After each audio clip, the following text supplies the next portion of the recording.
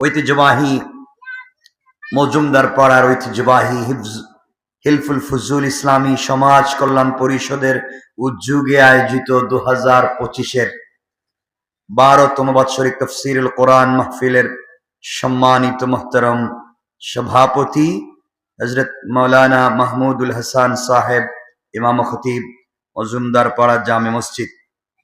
আজকের প্রোগ্রামের সম্মানিত বিশেষ অতিথিবৃন্দ, উপস্থিত হযরত উলামায়ে কেরাম, আমার পাশে বসা এলাকার মুরব্বিয়ানে আজম, কলিজার টুকরা ছাত্র তরুণ যুবক বন্ধুগণ, পর্দার অন্তরালে অবস্থানরত শ্রদ্ধাভাজন মা ও বোনেরা,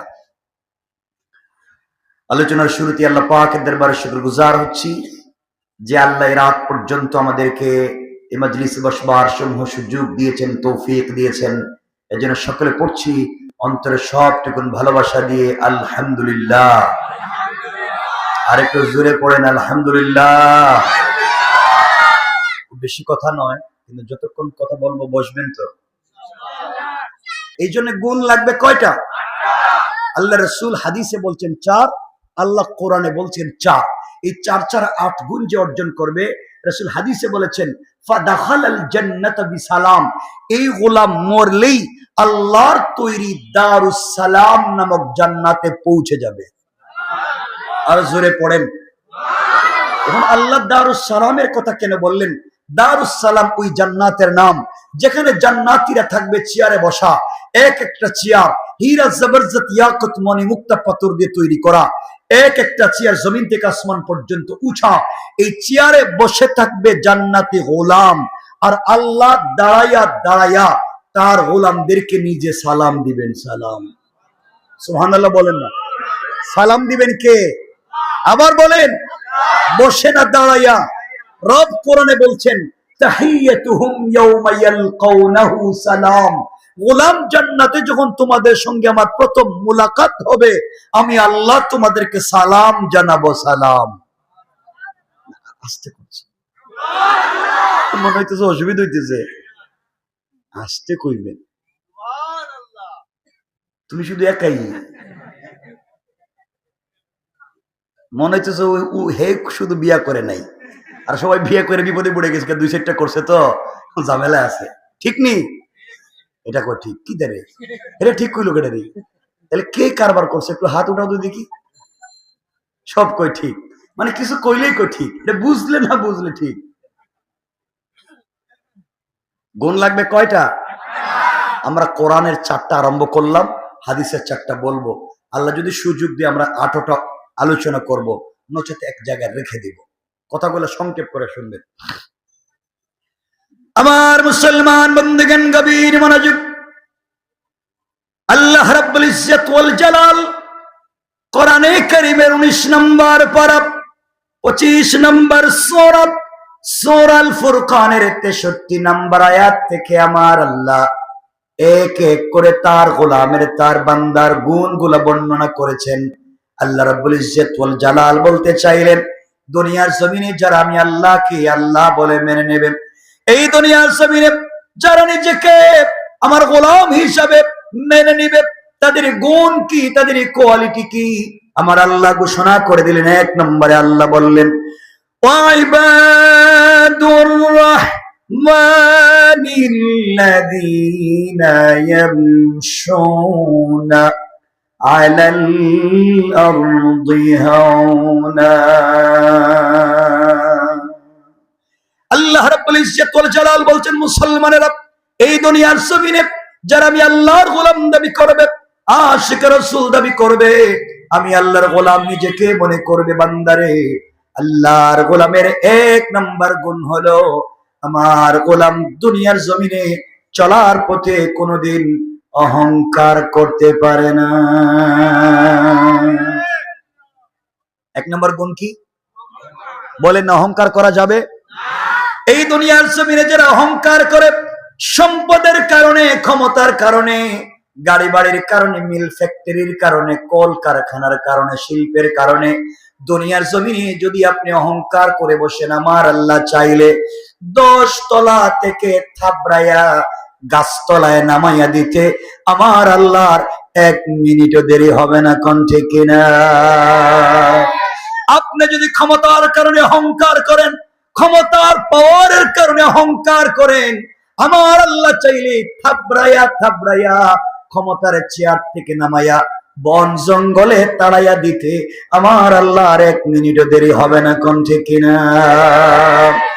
আর আপনি যদি অহংকার ছেড়ে দিতে পারেন, নিজেকে মাটির সঙ্গে মিশাইয়া দিতে পারেন, আমার আল্লাহ চাইলে গাছতলা থেকে বাঁশতলা থেকে কান ধরে 10 তলার মালিক বানাইয়া দিতে আমার আল্লাহর এক মুহূর্ত দেরি হবে না, কোন ঠিক কিনা? এই জন্য আল্লাহর গোলামের 1 নম্বর গুণ, অহংকার করা যাবে? বলে না যাবে? আপনারা করেননি না, আপনারা তো ফেরেশতা। এরা কয় না, কয় কেমনি যে ডাইরেক্ট না কইয়া দেয়, কথার উপরে না কইয়া দেয়, মানে ডাইন বউ তাকায় না যে আমি কইতেছি এটা টাটকা মিথ্যা কথা। আমরা অহংকার করি, অহংকারের শেষ নাই। দেখবেন যার সম্পদ আছে এমন ভাব ধরে মনে হয় এলাকায় কেউরে চিনেই না। কথা বলেন না কেন? আগে গরিব ছিল, মা বাপ কষ্ট করে বড় করেছে, হঠাৎ পয়সাওয়ালা হয়েছে, পয়সার গরমে দেখবেন এলাকার কেউ চিনেই না। কথা বলেন না কেন? অহংকার শুধু যে আপনাদের ভিতরে ঢুকছে তা না, হুজুরদের ভিতরে অহংকার ঢুকে গেছে গা। হুজুরদের ভিতরে অহংকার ঢুকে গেছে গা। মাআজাল্লাহ, আমি আমার কথাই বলতেছি। দেখবেন হুজুর যারা, সব না, যারা এলাকা দেখবেন মাঝে মাঝে কি বড় হুজুর হয়ে গেছে, এলাকার বড় হুজুর, এলাকার বড় হুজুর, তিনি দেখবেন আর কাউরে সালাম দেন না। আমি সালাম দিব কে রে, আমি বড় হুজুর, আমার সালাম দেয়া। এবার পাবলিক সালাম দিলে জবাব দেয় না, ঠিক আছে ঠিক আছে, কি সালামের উত্তর হইল? বড় হুজুর সালামের উত্তর দেয় না, বড় হুজুর সালামও দেয় না। বড় হুজুরের দিকে যাইতেছে, আপনি চিন্তা করলেন বড় বড় হুজুরদের সঙ্গে মুসাফা করলে শুনতে সাগীরা গুনাহ মাফ হয়, বড় হুজুরে হাত দিলেন, হুজুর একটু মুসাফা, আমার ঠান্ডা লাগতেছে, হাত দেয় না।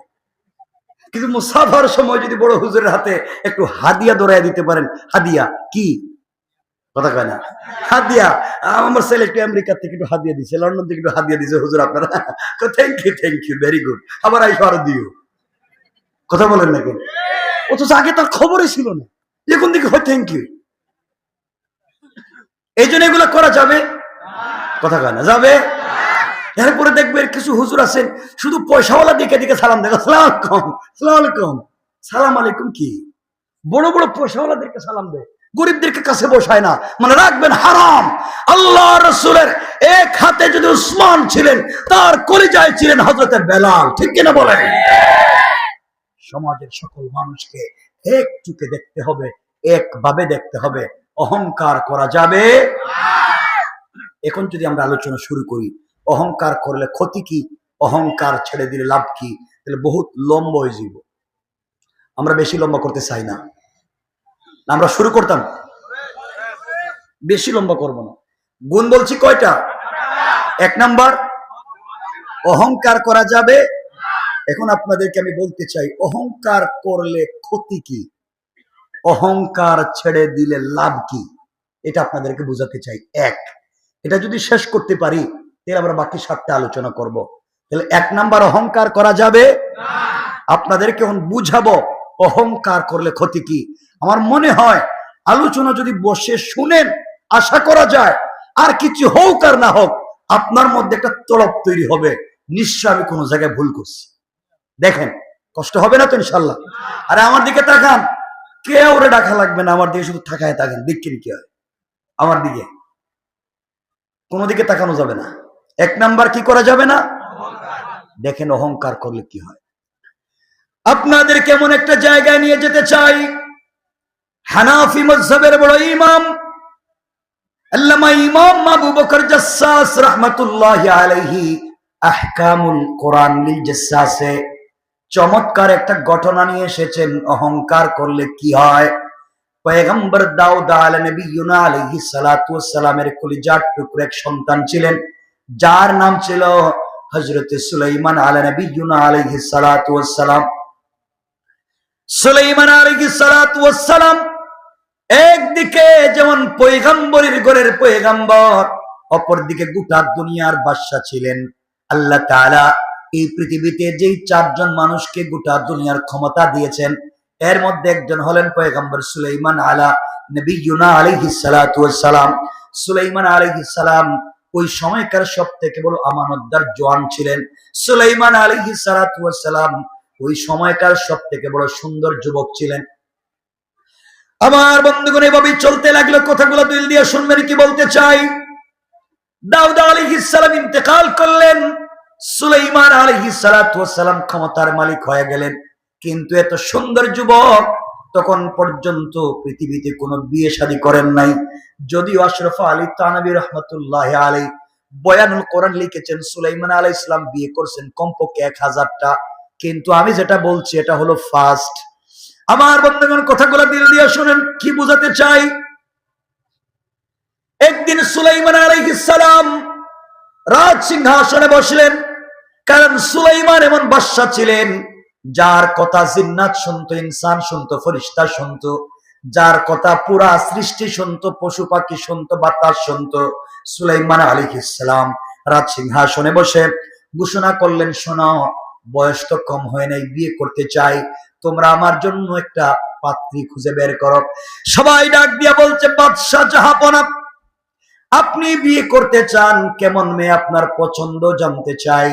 সুলাইমান আলাইহিস সালাম বললেন, 1 নম্বর মেয়েটা আমানতদার হওয়া লাগবে, 2 নম্বর মেয়েটা সৎ চরিত্রবান হওয়া লাগবে, 3 নম্বর মেয়েটা আল্লাহ ভীরু হওয়া লাগবে, খোদা ভীরু হওয়া লাগবে, 4 নম্বর মেয়েটা সুন্দরী হওয়া লাগবে, 5 নম্বর মেয়েটা বংশ ভালো হওয়া লাগবে। এই গুণগুলা যদি থাকে, পয়সা না থাকলেও চলবে, নচেত পয়সাও লাগবে, সম্পদশালী হওয়া লাগবে। এই গুণগুলা যে মেয়ের মধ্যে পাওয়া যায়, ওই মেয়েটাকে আমি বিয়ে করতে চাই। আমার বন্ধুগণ, এই খবর শহর থেকে বন্দর হয় গ্রামগঞ্জে পৌঁছে গিয়েছে। এমন গ্রামে খবর পৌঁছে গিয়েছে যে গ্রামের মানুষ মাছ ধরে বিক্রি করে, অর্থাৎ জেলে, যে গ্রামের মানুষ সাপ নিয়ে খেলা করে, অর্থাৎ বেদে, জেলে পল্লীতে খবর পৌঁছে গেল, বেদে পল্লীতে খবর পৌঁছে গেল, বাদশাহ সুলাইমান আলাইহিস সালাতু ওয়াস সালাম বিয়ে করতে চায়। এমন সুন্দর যুবক, এমন সৎ চরিত্রবান যুবক, পয়গম্বরের সন্তান যুবক, পুরা দুনিয়ার বাদশাহ যুবক, কে চায় না তার কাছে মেয়ে বিয়ে দিতে? আপনারা কি চান? জিনে খুশি কাটে এটি কে রে, ওনার এখন দিবে নি কেমনে? এটা তো মেয়ে এখন শেষ কাম সারিয়া লইছে বহুত আগেই, এজন্যই জিনা কইতেছে। আমার বন্ধুগণ, কথাগুলা দিল দিয়া শোনেন। পুরা দুনিয়া যখন ছড়িয়ে পড়েছে সুলাইমান আলাইহিস সালাম বিয়ে করতে চায়, সবাই তার কাছে বিয়ের প্রস্তাব পাঠায়। কে না চায় এমন ছেলের কাছে মেয়ে বিয়ে দিতে? সবাই যখন প্রস্তাব পাঠায়, হাজার হাজার প্রস্তাব জমা হয়ে গিয়েছে। এই খবর এমন জায়গা পৌঁছে গেল, একজন জেলে সারাদিন মাছ ধরে বিকেল বেলা বাড়িতে যায়। যাওয়ার সময় বাজারে গিয়ে যখন শুনছে আমাদের দেশের বাদশা বিয়ে করতে চায়, এই গুণ বলছে, জেলের চোখ থেকে পানি চলে এসেছে। আহারে, আমার ঘরে তো আমার একটা মেয়ে আছে, মেয়ে জন্মের পরে আজ পর্যন্ত আমি বাপ ছাড়া পৃথিবীর অন্য কোন পুরুষ মানুষকে দেখে নাই।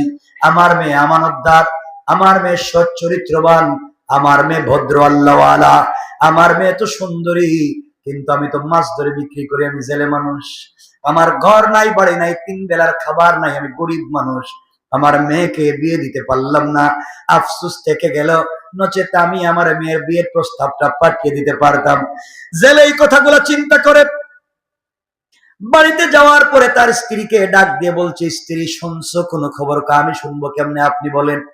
স্ত্রীকে জেলে বলতেছে, স্ত্রী শোনো, শুনছি আমাদের দেশের বাদশাহ পয়গম্বর সুলাইমান বিয়ে করতে চায়।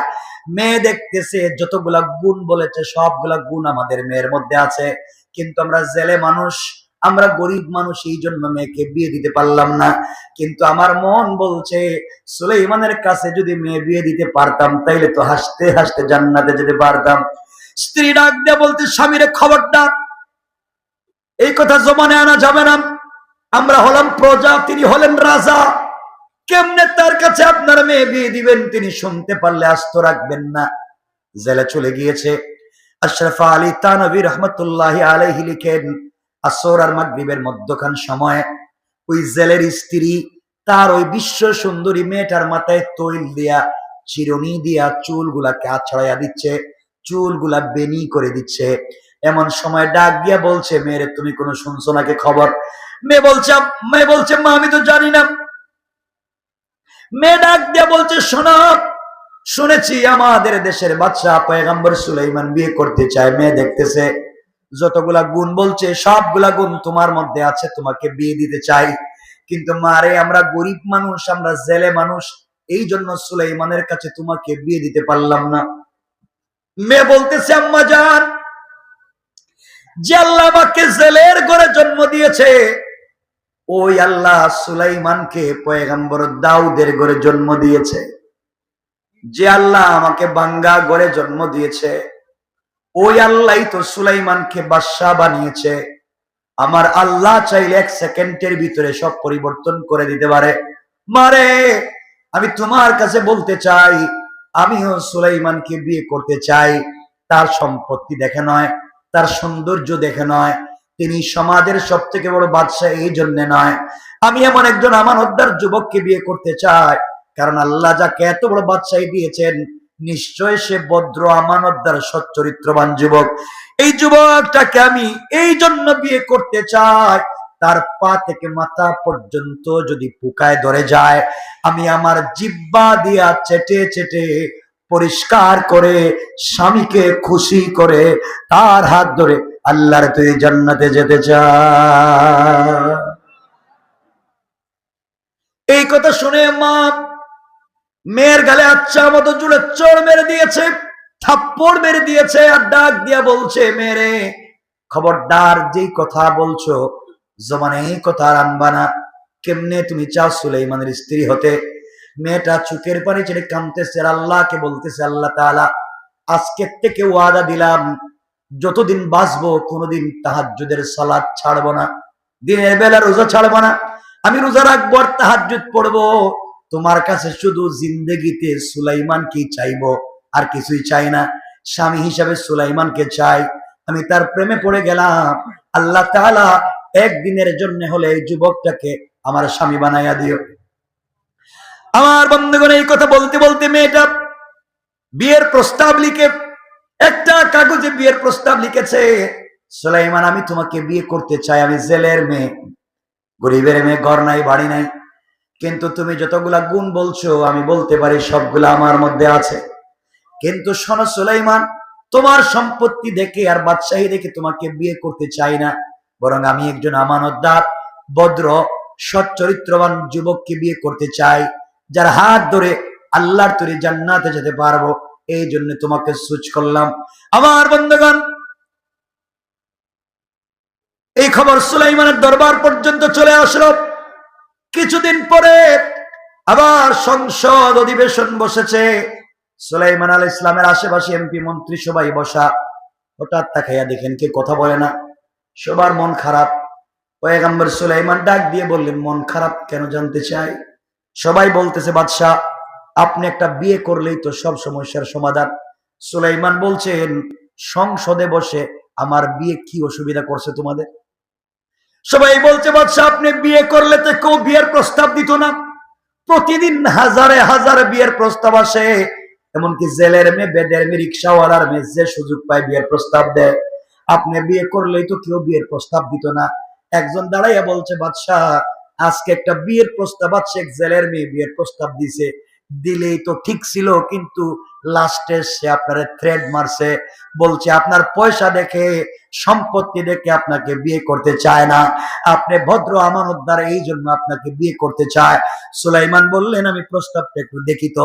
সুলাইমান হাতে নিলেন আর শুধু একথা বললেন জেলের মেয়ের সাহস তো কম না, আমাকে বিয়ে করতে চায়। এই কথা বলে তার প্রস্তাবটাকে ছিঁড়ে ফেললেন। কিছু বুঝলেন? অহংকার ঢুকে গেছিলেন।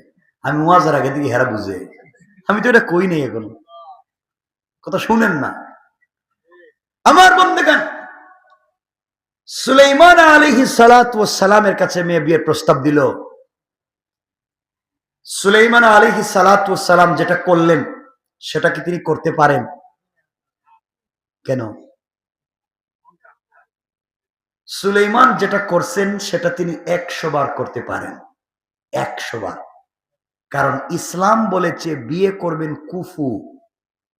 যারা ফেকা বুঝেন, ইসলাম বলছে বিয়ে করবেন কুফু, মিলিয়ে মিলিয়ে। আপনি যে সোসাইটি বিলং করেন, আপনি যে কোয়ালিটির, বিয়ে করবেন একই কোয়ালিটির। আপনি চালান রিক্সা আর বিয়ের প্রস্তাব দিলেন প্রাইম মিনিস্টারের মেয়েরে, হাড্ডি কি একটা থাকবো শরীরে? কথা বলে থাকবো?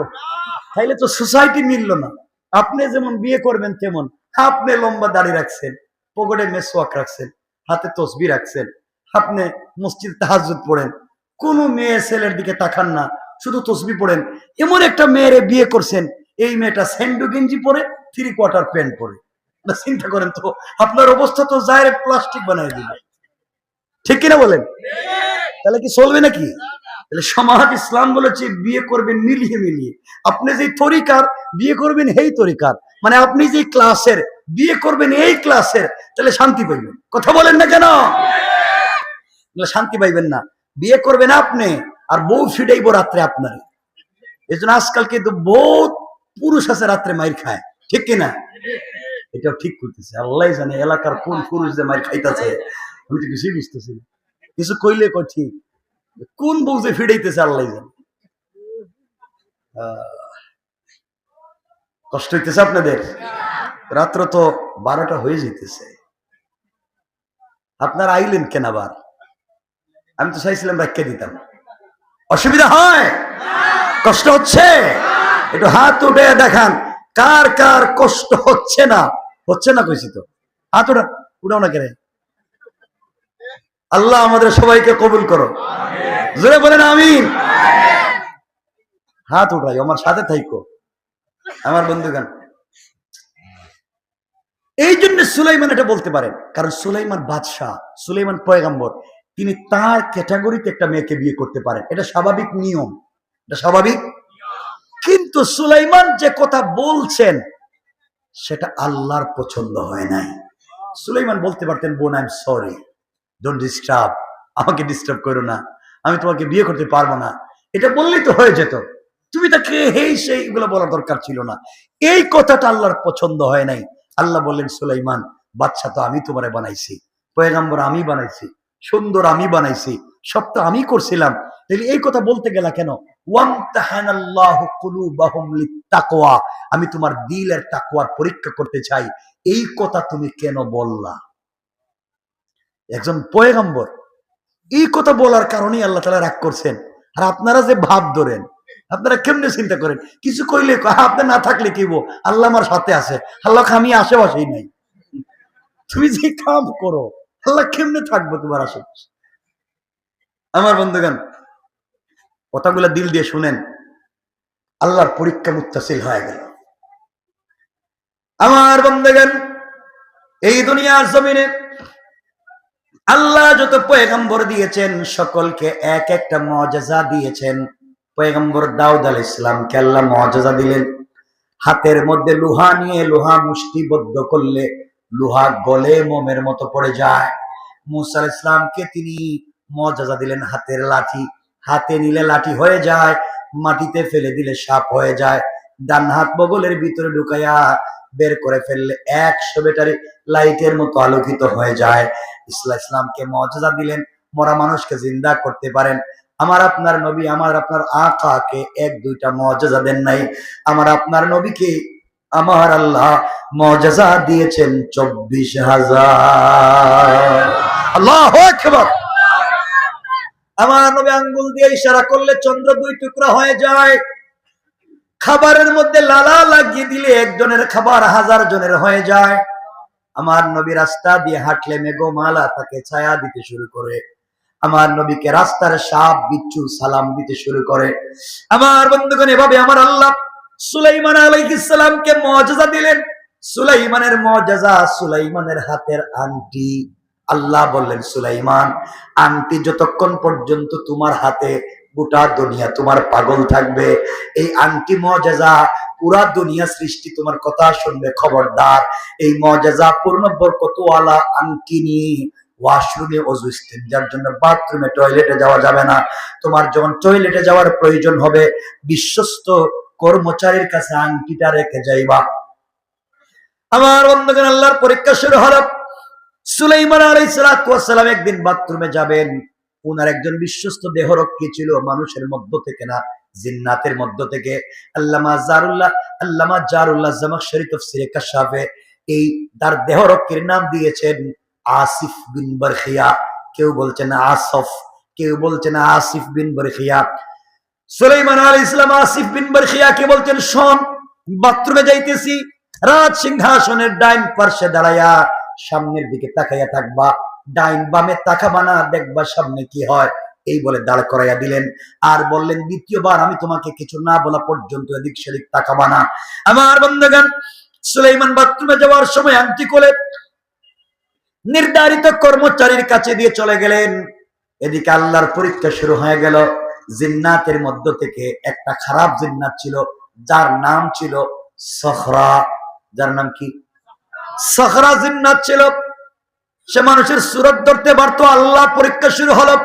এই সখরা শয়তান জিন্নাত সুলাইমানের আকার আকৃতি ধরে হুবহু সুলাইমানের মতো হইয়া কর্মচারীর কাছে গিয়ে বলছে, কর্মচারী, বাথরুম থেকে আসছি, আমার আংটিটা দিয়ে দেয়। কর্মচারী তাকাইয়া দেখে তো সুলাইমান ঠিক আছে, ঠিক আছে, কথা কন না কেন, আংটি দিয়া দিছে। আংটি শয়তান সখরা তার হাতে দিয়া রাজ সিংহাসনে বসে ঘোষণা করছে, আমার দেশে রেপ, চিতা, কুবরা, বর্ডার গার্ড, সিআইডি, ডিআইবিএনএসআই, ডিজিএফআই, শোনো, আমার দেশে 144 রেড অ্যালার্ট। আমার দেশে একটা নকল সুলাইমান বের হইছে, দেখতে আমার মতো, ওরা যেখানে পাইবা পিটাইবা। তার মতো না, হে নিজেই, কথা কন না কেন, হে নিজেই নকল, কিন্তু ওয়াজ করতেছে হে নকল হইয়া, কইতেছে আমার দেশে একটা নকল সুলাইমান বের হইছে, দেখতে আমার মতো, ওরে যেখানে পাইবা পিটাইবা। কিছুক্ষণ পরে সুলাইমান আলাইহিস সালাম বাথরুম থেকে বাইরে হইছেন। বাথরুম থেকে বাইরে কর্মচারীরা বলছেন, কর্মচারী আমার আংটিটা দে। হ্যাঁ, আপনি কেডা? আমি তো সুলাইমান, আমি কেডা মানে কি? বাসা তো কইছি একটা নকল বাইরে হইছে, তাহলে আপনি হেডেই। সবাই মিল্লা এমন মায়ের শুরু করছে। আশরাফ আলী থানভী বয়ানুল কোরআন লিখেন, মারতে মারতে তিনি মরে গেছেন মনে করে নদীর পাড়ে ফেলে দিয়ে চলে গেছে। আমার বন্ধুগণ, সন্ধ্যার সময় এক জেলে মাছ ধরে বাড়িতে যায়। নদীর পাড়ে গিয়ে দেখে, আরে এত সুন্দর চেহারার একটা যুবক, রক্ত পড়তেছে, অজ্ঞান, কে মারলো? জেলে নিজের শরীর থেকে কাপড় খোলা নদী থেকে পানি আইনা সুলাইমান ইসলামের শরীরটা মুছতে মুছতে মাথায় পানি দিতেছে। পানি দিতে দিতে সুলাইমান আলাইহিস সালামের জ্ঞান ফিরছে। জেলে ডাক দিয়ে বলে, বাবা আপনি কেডা? কে আপনারে মারছে আমার কন্ত? সুলাইমান আলাইহিস সালাম চিন্তা করলেন, আমি যদি এখন বলি আমি সুলাইমান, এটাও মারবো, কথা কন না কেন, এই নাম কয়েই তো মার খাইছি, এও তো আমারে মারবো। তিনি বললেন, বাবা আমি সব কথা বলতে পারতেছি না, জানি না বলে নাই, পয়গম্বর তো, জানি না বলা হারাম, মিথ্যা হয়ে যাবে। তিনি বলছে, আমি মনে মনে কয় আমি সব জানি, বলতে পারতেছি না, যদি আবার মাইর খাই। বাবা আমি তো অসুস্থ মানুষ, আপনি যদি আপনার বাড়িতে আমারে নিয়ে যান, 3 দিন 4 দিন থাকলে সুস্থ হলে আমি আমার বাড়িতে চলে যাব। জেলের দরদ লাগলো, জেলে সুলাইমান রে নিয়ে তার বাড়িতে গেছে। সুলাইমান ছিলেন বাদশাহ, এখন গেছেন কই? কথা কয় না, আবার বলেন, সবাই বলেন কেন? নিজের বড় মনে করা যাবে? কথা কয় না, যাবে? আমি কি রেখে দিব? 12টা তো মিশিয়ে দেখতেছি, এই যে আর 3-4 মিনিট আছে, 12টা। অসুবিধা হইতেছে মনে হয়? আপনাদের অসুবিধা মানে আমার ডাবল সুবিধা।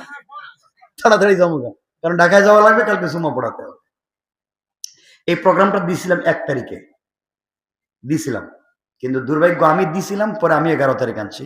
আমি ফ্লাইটের টিকিট পাই নাই, আমি লন্ডন থেকে আসবো কিন্তু টিকিট পাচ্ছিলাম না। এখন দেখলাম তারিখ দিয়ে যদি না আসি, গত বছরও ওইভাবে থাকলাম না, এই জন্য টিকিট করলাম 6 তারিখ, এখন আসলাম আপনাদের এখানে 11 তারিখ। তো আল্লাহ তাআলা নিয়ে আসছেন।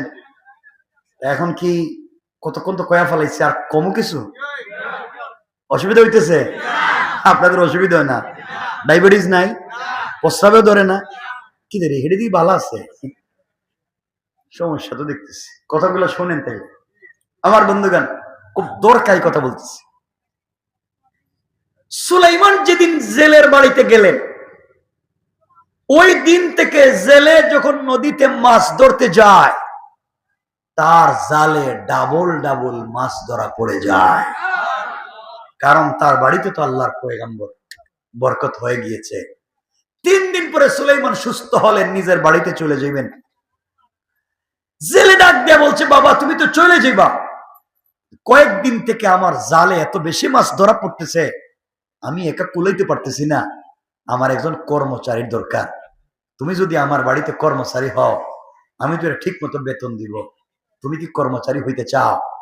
সুলাইমান চিন্তা করলেন, কই কি, আমি দেশের বাদশাহ, পয়গম্বরের ঘরের পয়গম্বর, আমার এক কর্মচারী হইতে আমি কি করছি এমন? আমার আংটি গেল কই? আমি তো কিছুই পাইতেছি না, ব্যাপার কি? এখন যদি আমি কই না, গ্রামে গিয়া যদি কই আমি সুলাইমান, পাবলিক তো আবার ফিটবো। কথা কন না কেন? এর সাইতে একটা থাকার জায়গা পাইছি, এখানে থাইকা যায়। ছিলেন বাদশাহ, এখন হয়েছেন কর্মচারী, বানাইছেন কে?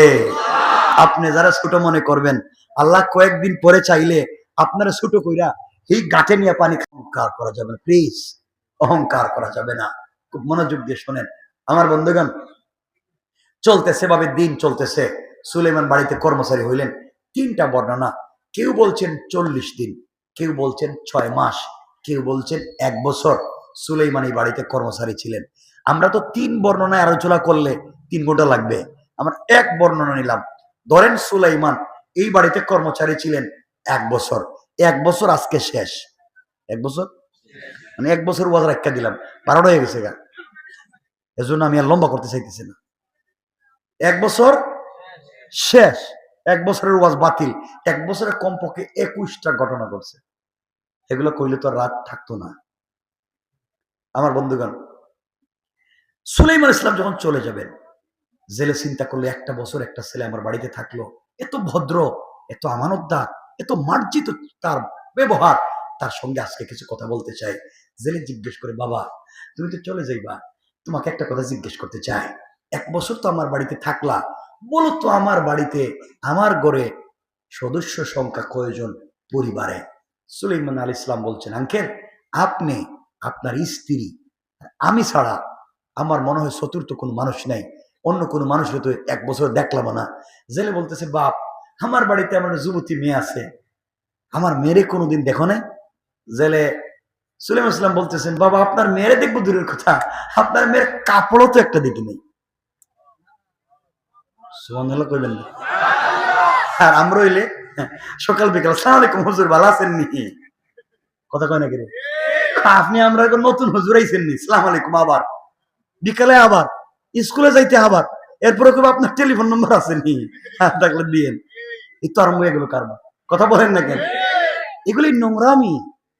কিন্তু এই মেয়ের ঘরে সুলাইমান থাকলেন 1 বছর, মেয়েকে দেখা দূরের কথা, তার আওয়াজও শুনেন নাই, তিনি জানেনও না। আল্লাহু আকবার। সুলাইমান বলছেন, সত্যি বলছেন আপনি? সত্যি বলছি। সুলাইমান ইসলাম বুঝলেন মেয়েটা খুব ভদ্র হবে। আর জেলেও চিন্তা করলো, আমার মেয়েটাও আমানতদার, ছেলেটা আমানতদার, 1 বছর কেউ কাউকে দেখলো না, তো সে এক ঘরে থাকলো। আমার বন্ধুগণ, মাছ ধরে বিকেল বেলা জেলে বাড়িতে গেছে, কথাগুলো বুঝবেন। বাড়িতে গিয়া জেলে তার বউরে ডাক দিছে, এদিকে আসো, তোমার আজকে একটা কথা জিগাইতাম, সত্য কথা কইও। ও কমনে, ও কত আমাদের ঘরে যে একটা ছেলে 1 বছর থেকে কর্মচারী, ছেলেটার চরিত্র কেমন? জেলের স্ত্রী বলছে, কি বলেন আপনি? আসমানের নিচে জমিনের উপরে এই ছেলের মতো ভদ্র আর কেউ নাই। আরেকটু জোরে কোন। জেলে বলতেছে, বউ তুমিও বলছো ছেলেটা ভদ্র, আমিও বলছি ছেলেটা ভদ্র, আসলেই ছেলেটা ভদ্র। আমাদের তো মেয়ে আছে, মেয়েটা বিয়ে দিতে গেলে ভদ্র ছেলে লাগবে, যদি এই ছেলের কাছে মেয়েটা বিয়ে দিক কেমন হইব? স্ত্রী কয়, আস্তাগফিরুল্লাহ, এটা কোনো কথা হইল? এটা যদি এত ভদ্র হইব, তাহলে পাবলিকেরে ফিরাইছে কেরে, পাবলিকেরে মারছে কেরে, মাইরা নদীর পরে ফালাইছে কেরে? আসলে তো ভদ্র না, ভাব ধরছে। একটু আগে কি কইছে? একটু আগে ভালো কইছে না? একটু পরে কি কয়? খারাপ। একটু আগে কি কইছে? একটু পরে। এর কারণ, আরে না কিছু বুঝেন, কিছুই বুঝেন না, এই জন্য ওয়াজ বুঝেন না আপনারা, সারা জিন্দেগি ওয়াজ হইতেছে। এই মহিলা একটু আগে বললো ভালো, এখন বলে খারাপ। এর অর্থ হইল মহিলারা সকাল বিকাল কালার পাল্টায়, এরা সুযোগ পাইলেই পোল্টি মারে। কথা বলেন না করে, এটা কি সত্য কইলাম? সত্য। যান সত্যকে বাড়িতে আজকে যান না, বাড়ি থেকে দেখেন না ঘটনা কি ঘটে। সব যে সত্য কইতেছেন, আমি তো যাবো, আমার পাইবেন না। যান আজকে বাড়িতে। আমার বন্ধুগান, কথা হইলো সব মহিলা খারাপ না, ভালো মানুষ আছে। এই মজুমদার পাড়ার মানুষ ভালো আছে, সব মহিলারা ভালো, কয়া দিলাম। এলে যদি রাস্তায় কেউ দাঁড়ান, একটু ওয়াজ করে যাইতেছেন, একটু দাঁড়ায় যান। কেন এগুলা কইলেন? তাহলে বিপদে পড়ে যাবো, এর জন্য মিলিয়ে দিতেছি, এরা ভালো আছে। আমার বন্ধুগান, মহিলারা আসলে এভাবে দেখবেন, এক ছেলের সঙ্গে 20 বছরের প্রেম, তোরে ছাড়া আমি বাঁচতামি না, দরকার হলে হারপিকায় মরে যাবে, দরকার হলে বাথরুমে মাথা ঢুকায় মরে যাবে, মাকে তোরে ছাড়া আমি বাঁচতাম না। সব কইছে ঠিকই, সব খাইছে, ও ইনকাম করে সব পয়সা মেয়ের পিছনে খরচ করছে। 62 বছরের এক মুরব্বী লন্ডন থেকে এসে হেই মেরে বিয়ের প্রস্তাব দিছে, আমি রাত্রে 3টার ভিতরে রাজি। কথা কন না কে? আমি সব রাজি। এখন সব টেলিফোন বন্ধ, এ তার বাপের দাদার বয়সী ছেলের সঙ্গে বিয়ে করে যাইতেছে লন্ডনে। আরে বাবা, এটা তো আমি যাই না শুনে কইতেছি, আমি বাস্তব লাইফ বুঝতেছি, এই জন্য বলতেছি, সব মিথ্যা বলতেছি না তো, এগুলা নাই সমাজে। শেষ। এক মেয়ের সঙ্গে প্রেম করছেন, এগুলো বললে লম্বা হয়ে যাবে, এইদিকে যাইতাম না আজকে, গেলে আবার আপনারা খারাপ পাইবেন। আর এগুলো বললে তো যুবকেরা কেবল ঠিক আছে, তো আমরাই তো খারাপ বুঝি, কইতাম না। আজকে তো বৃহস্পতিবার, আজকাল কেমন হয়েছে দেখবেন, মেয়েরা ছেলেরা তো খারাপ। মেয়ে বলতেছে তার বয়ফ্রেন্ডের নাম বল্টু, কারণ কারো নাম বলতেছি না, আপনারা কবেন আমার এলাকার ছেলের নাম পাইছেন কই, এটা ঝামেলায় পড়েছেন। বল্টু তো মজুমদার পাড়ায় কারো নাম নাই, ছেলের নাম বল্টু। বল্টুর সঙ্গে প্রেম করছে, এখন মেয়ে ডাক দিয়ে বলতেছে, বল্টু আজকে রাত্রে তোমার সঙ্গে কথা বলতে পারবো না। কেন? আরে আজকে রাত্রে তো আম্মা অসুস্থ, আম্মার কাছে আমি থাকতে হইব, এজন্য আজকে তোমার সঙ্গে কথা বলতে পারবো না, আগামীকালকে সকালে কথা বলবো। বল্টু ঠিক আছে, থ্যাংক ইউ। অথচ এই কথা কইয়া হয়তো হ্যাঁ এই সিম কইলা আরেক বল্টুর সঙ্গে সারা রাত কথা বলতেছে। হইতে পারে কি পারে না? ছেলে যেমন করতে পারে, মেয়েও তেমন করতে পারে। এগুলো হারাম পন্থা, ইসলাম বলছে এগুলো হারাম। এগুলোর থেকে বের হওয়ার একটাই পদ্ধতি, আল্লাহকে ভয় করা, আল্লাহর পথে ফিরে আসা। ঠিক কিনা? আবার বন্ধুগণ, জেলে চিন্তা করলো ঘটনা কি, বউ একটু আগে মানলো, এখন কয় খারাপ, তাহলে তো বউরে সাইজ করা লাগবে, লাগবে না? কেমনে সাইজ করতে হইব? এরকম বাইরে এরা দেখতেছি খারাপ, তো এরা বউরে ফিরাই নাকি দা বাইরে আল্লাহ, এরা তো বউ মারে দেখতেছি, ওয়াশ করে কোনো লাভ নাই, বাইরে ঠিক করবো। যে ভয়ঙ্কর এলাকায় আইছি আমরা, এরা তো নারী নির্যাতন করে। আমার ভাইরা, কেমনে ঠিক করবেন দেখেন, বেচারা গেছে বাজারে গিয়া সুন্দর একটা শাড়ি কিনছে, 1 কেজি মিষ্টি কিনছে, স্পেশাল মিষ্টি, খিলিপান চিনি, খিলিপান যে মিষ্টি পান পাওয়া যায়, 2টা কিনছে। বাড়িতে এসে বলছে, বউ এদিকে আও, এই যে একটা শাড়ি আনছি, এটা পরো। বউ চিন্তা করো ঘটনা কি, প্রতিদিন আইসেই তো ফিডে শুরু হয়ে যায়, আজকে দিকে আমার জন্য শাড়ি আনছে, বলে তুমি পরো। না, তোমার পরার দরকার নেই, আমি তোমার পরাইয়া দিতেছি। বউরে শাড়ি পরাইয়া কইতেছে, বউ ফুল সজ্জার রাত্রে, বাসর রাত্রে তোমার যতটুকু সুন্দর লাগে নাই, আজকে মাশাআল্লাহ মনে হচ্ছে আজকে বিয়ে করছি। বউকে বুঝলাম এটা পাম মারে কেড়ে, তো পাম মারতেছে আমারে। কিছুক্ষণ পরে বলতেছে, একটা কাঁটা চামচ নিয়ে এসো। কাঁটা চামচ আনছে, একটা মিষ্টি বউরে খাওয়াই দিছে। বউকে আগে শাড়ি পরাইলো, তখন মিষ্টি খাওয়াইতেছে, এরপরে কি আল্লাহ জানে। এরপরে রাত্রিবেলা ঘুমাইতে গেছে, পকেট থেকে একটা খিলি পান বাই করে বউরে মুখে দিয়ে দিছে, বউ একটা মিষ্টি পান খাও। বউ আল্লাহ, আগে শাড়ি পরাইছে, এরপরে মিষ্টি খাওয়াইছে, এখন খিলি পান খাওয়াইছে। এখন যদি কিছু কয় আর হের কথা না শুনি, তাহলে বিছানায় যে মোটা কুল বালিশ দেখতেছি, যদি জাতা দিয়ে ধরে, তাহলে ও মাই ও বাবা করার সময় নেই, মেরে ফেলাইব। আজকে এত ভালোবাসা দিচ্ছে কেন, কারণটা কি? কিছুক্ষণ পরে বলছে, স্ত্রী তোমার সঙ্গে একটা কথা কইতে চাইছিলাম। বউ মনে মনে বড় খতমের দোয়া পড়তেছে, লা ইলাহা ইল্লাল্লাহ। ইন কুনতুম মিনাজ জালিমিন, আল্লাহ যাই কয় ঠিক মতো কও। কি কইতেছেন কন? ওই যে গতকালকে যে কইছিলাম এটাই তো, কত কথাই তো কইছেন, সঠিক করে কন। ওই যে ছেলের সঙ্গে মেয়েটারে বিয়ে দিতে চাই, তুমি তো রাজি না। বউ মনে মনে কইলে রাজি করবার জন্য এই কামগুলো করছে, সব আমারে দিছে রাজি করতে, রাজি না হলে তো মায়ের শুরু হয়ে যাব। চিন্তা করে বউ কইতেছে দেখো মেয়েটা তোমার, তুমি যদি ভালো মনে করো বিয়ে দিয়ে দাও, আমার আপত্তি নেই। সুবহানাল্লাহ বলবেন না? রাজি হইছে? ডাইরেক্ট না ঘুরাইয়া? কথা বলেন, ডাইরেক্ট না ঘুরাইয়া? কি খাইছে? ঘুষ খাইছে। কি খাইছে? ঘুষ না? এজন্য বউরে মাঝে মাঝে ঘুষ দিলে আপত্তি নেই, দিয়েও ঠিক রাখেন, এইটা দিলে বউরে যাইজাস। আমার বন্ধুগণ, পরের দিন সুলাইমান আলাইহিস সালাম আর জেলে মাছ ধরতে যায়। জেলে রাস্তায় গিয়ে বলে আব্বা তোমার একটা কথা কইতাম। সুলাইমান চিন্তা করে আমার আব্বা কই করে আজকে জিন্দগি তো কিছু কয় না, আমার আব্বা কইতো করে। ও বাবা তুমি তো চলে যাবে এটা জানি, কিন্তু আমার ঘরে একটা মেয়ে আছে, এই মেয়েটাকে তোমার কাছে বিয়ে দিতে চাই। আমি রাজি, আমার স্ত্রী রাজি, আমার মেয়েটাও রাজি, তোমার কাছে বিয়ে দিতে চাই, তুমি কি রাজি? সুলাইমান চিন্তা করে আমি বাদশার ঘরের বাদশা, পয়গম্বরের ঘরের পয়গম্বর, কিন্তু আমি জেলের ঘরে কর্মচারী হইলাম, এবং জেলের মেয়েরে বিয়ে করতে হইব, মানে আমি কি করছি? আমি আজকে এই জায়গায় আসছি কেন? অপরাধ কি? কি করলাম? সব হারাইয়া ফেলতেছি, আমার অপরাধ কি?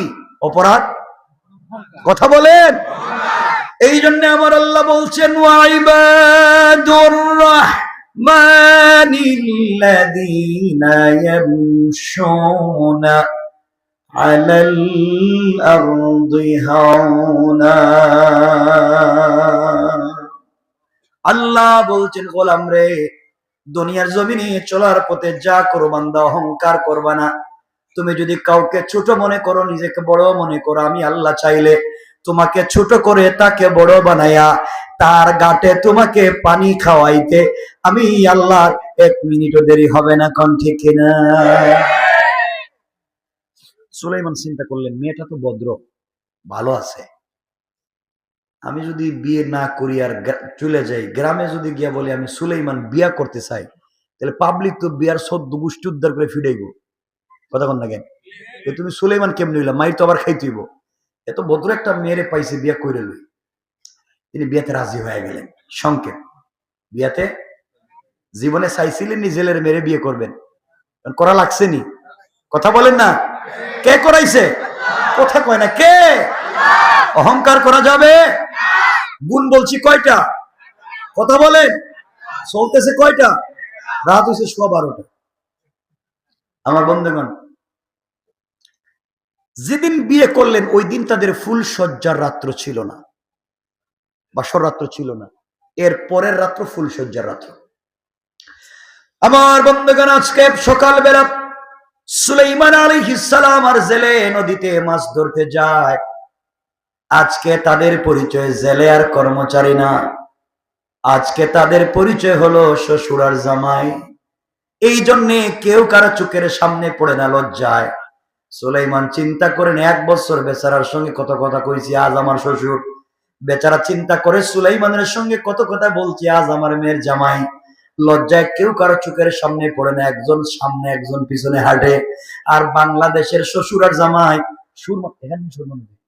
সুরমা নদীর পার দিয়া যদি হাঁটে শ্বশুর আর জামাই, তাহলে কেমন লাগে কোন তো? কোন না? ধরেন শ্বশুর আর জামাই দিকে যাইতেছে, কিছু দূর যাওয়ার পরে জামাই কয় আব্বা ও কি হয়েছে বাবা? আমার ঠান্ডা লাগতেছে। আমি কি করতাম? তোমার কাছে বিড়ি আছে নি, সিগারেট থাকে বিড়ি দাও, আমি খাইয়া তোমার অর্ধেক দিতেছি।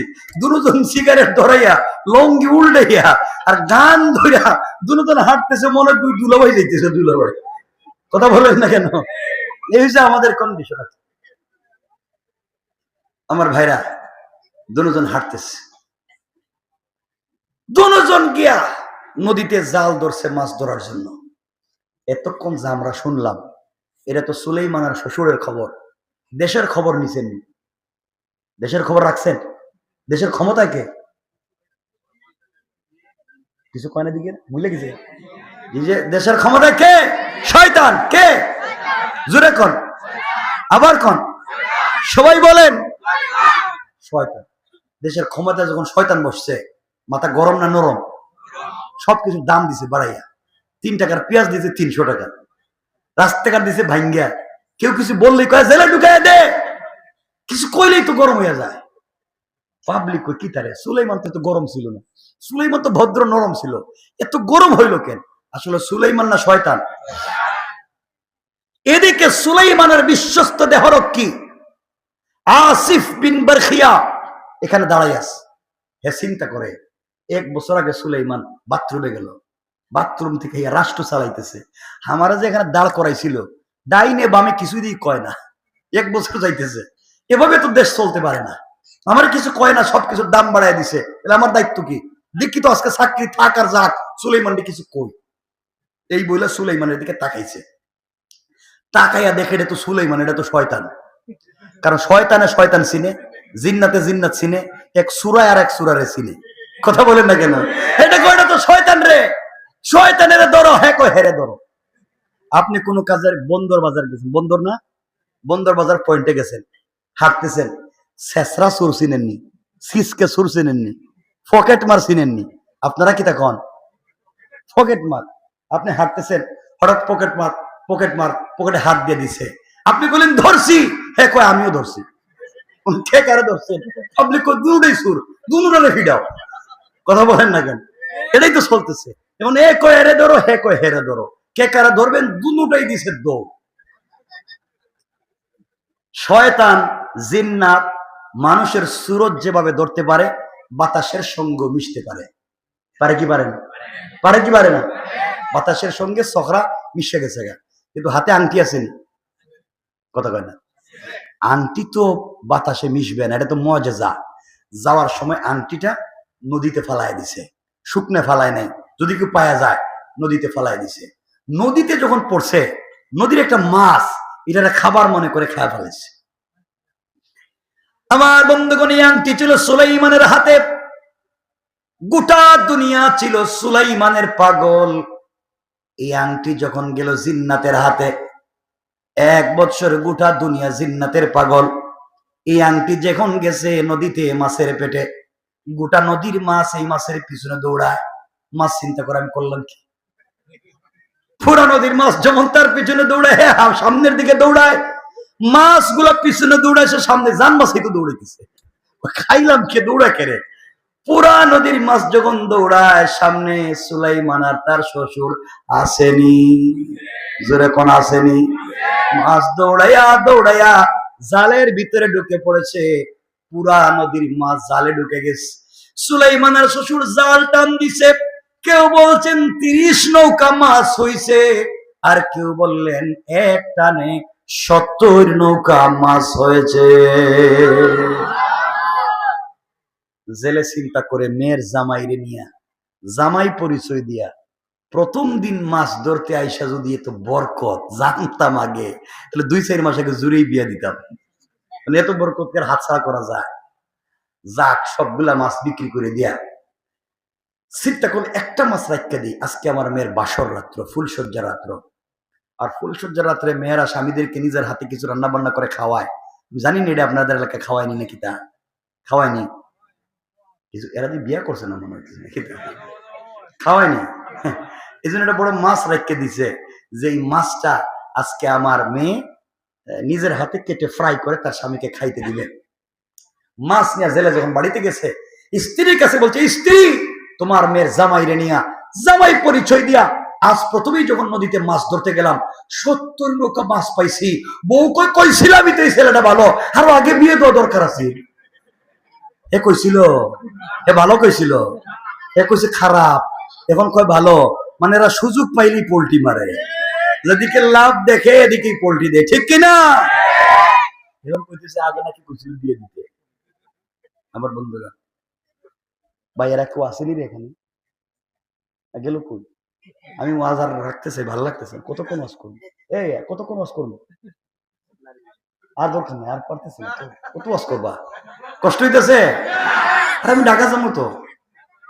আর বাংলাদেশ বৈরবের রাস্তার যে অবস্থা, 16 ঘন্টা লাগতে পারে এখানে গেলে। হ্যাঁ, আজকে আর দরকার নাই। জিনাতে কি করতাম? খোকা খোকা কয় ভাই, আমি রেখে দিই 2-3 মিনিটের ভিতরে। হ্যাঁ, তোমাদের কথা তো রাখছি। সবার ভালোবাসা নিয়ে এতক্ষণ কথা বলছি, মানুষগুলো আসছে কষ্ট করে, তাও বললাম। আর কত বলতাম,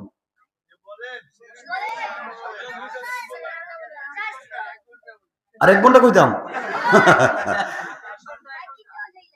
এর দিকে আমরা কামলা বানাই দিতেছে রে, সারা রাইতে কোয়া লাগবে পরে। 1-2 মিনিট বলতেছি, বলবো না। আমিও তো রাত দিনই তো বলতে হয়। আমার ভাইরা, মেয়ে বলতেছে মা, এর নামাজ কইছে, আর আমি করতাম কি, ঘুমাইবাম। ঢাকা যাইব কে, জুম্মা পড়াইতো কে? সালা কাছে তো দেখা যায়, মানে একবারও কয় না হেরা যে আপনার যাওয়ার দরকার নাই, আমাদের বাসা থেকে যান গা। হেরা যে তো এর তো কিপটা, যে আমি তো জানতাম না। এলাকার মানুষ তো কিপটা না হওয়ার কথা ছিল। হেরা একবার কয় না, জোর যাওয়ার দরকার নাই, আপনার থাইকা যান গা আমাদের এলাকায়। আমি একবারে তো থাকতে কইতেছি না। আমার বন্ধুগান, এই মা ডাক দিয়ে তার মেয়েকে বলছে, মা, তোমার বাপ একটা মাছ নিয়ে আসছে, এই মাছটা তুমি নিয়ে যাও, নিজের মতো কেটে ফ্রাই করে তোমার স্বামীকে আজকে রাত্রে খেতে দিবা। মেয়েটা বিসমিল্লাহ বলে মাছ যখন কাটতে গেছে, মাছের পেটে যখন টান দিয়েছে, অমনি মাছের পেটের ভিতর থেকে দবদবে একটা সুন্দর আংটি বাইরেছে। সুবহানাল্লাহ, জোরে বলেন না। মেয়েটা চিন্তা করে কি, তারে আংটি তো পুরুষ মানুষ পরে হাতে, মেয়েরাও পরে হাতে, আর আজকালকার ছেলেরা কই পরে? কানে। আংটি কানে দে, হিড়ি দিকে উল্টে বুঝছে রে, আংটি কানে দে না দুল দে, হিড়ি দিকে আংটি দিকে। আজকালকার ছেলেরা আংটি দে পায়ে, দেখেন পায়ে লাগায় রিং, দেখছেন নি? রিং লাগায় পায়ে। আমার বন্ধুগণ, মেয়েটা চিন্তা করে, শুনলাম এতদিন আংটি পরে হাতে, কোন মাছ আংটি পরলো পেটের ভিতরে কেমনে? যাক, মাছের পেটে যেহেতু একটা আংটি পাইছি, দুইয়া মুচ্ছা কাপড়ের আঁচলে বেঁধে রাখি, আজকে ফুলসজ্জার রাত্রে স্বামীকে তো কিছু গিফট দিতে পারবো না, নাই গরিব মানুষ, এই আংটিটাই স্বামীরে দিয়ে দিন। আংটি সুলাইমানের কাছে যাইতেছে, কথা বলেন, যায় যাইতেছে ডাইরেক্ট না ঘোরাইয়া? ডাইরেক্ট না ঘোরাইয়া? ঘোরাইতেছে কে? কেন বুঝেন?